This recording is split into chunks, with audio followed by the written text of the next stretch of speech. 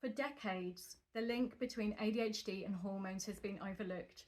Now we know that hormones and ADHD symptoms collide, and together they take the intensity of having ADHD and crank the volume up to 11. So if you're experiencing that, you might be wondering what's going on, and you might be wondering what to do about it. So I'm Dr. Rebecca Morgan from MedLotus Therapy, and I'd like to talk to you a little bit about what these hormones are involved in, why they have the effect they do. So maybe you know that you're not going crazy, it's not just you, you're not doing anything wrong and you're not a failure, and what you can do about it. So initially, in the past, when women were going to see a medical professional about symptoms that they were experiencing, regardless of whether or not they had ADHD, perimenopausal and menopausal women were generally treated for depression or anxiety or things like urinary tract infections and things like that. So the executive function issues that women and AFAB people who are going through menopause or perimenopause experience were not really taken seriously. So why are hormones so important when it comes to ADHD? Well, obviously, if you have ADHD, you already have increased deficits in executive function, things like planning and organisation, prioritising, concentration, and so on. Now, estrogen, which is the hormone that fluctuates throughout the lifespan for both men and women, tends to fluctuate even more when you're going through the menopause. It's a bit like a hormonal roller coaster.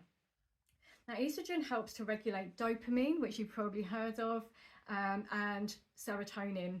And these neurochemicals are particularly important in ADHD and executive function. So when estrogen fluctuates in perimenopause, these symptoms are getting less stable support, which means that the symptoms are really intensified. And in fact, a 20% decrease in estrogen can lead to a twofold increase in ADHD symptoms. Now, that's a lot. 20% decrease in estrogen, twofold increase in ADHD symptoms. Now, there are other hormones involved as well.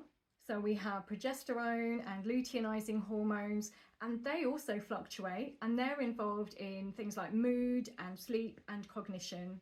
So things like maybe feeling more anxious, on edge, more rageful, waking in the night, having difficulty getting to sleep, things like sex drive, being able to think straight, having brain fog. All these things are affected by hormones, and they're also things that are impacted by ADHD. So we're getting this really strong interaction between a pre-existing neurodevelopmental condition and the natural hormonal fluctuations that happen in the lifespan. But the thing about perimenopause, as I've mentioned, it is a bit of a roller coaster. It's not just a steady decline. And this means that hormones are rising and falling in terms of their levels unpredictably. And when you have ADHD and you combine that, you have a recipe for chaos. So this will affect, your memory, your ability to focus, and your emotional regulation or capacity from day to day. So what this can help to explain is why you one day can do all the things that you've already been able to do. Maybe you work so hard nailing every deadline, and it might be much harder for you to do that than anybody else that you know.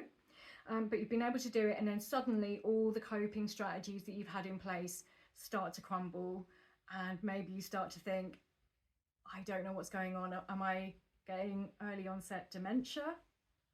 Definitely, I've had that thought myself. Am I experiencing some sort of illness that I'm not aware of? Am I losing it? Do I need more sleep? What's wrong with me? Why am I feeling like this? And it's not a character issue. It's not that you're trying, you're not trying hard enough. It's not that you're not putting enough effort in.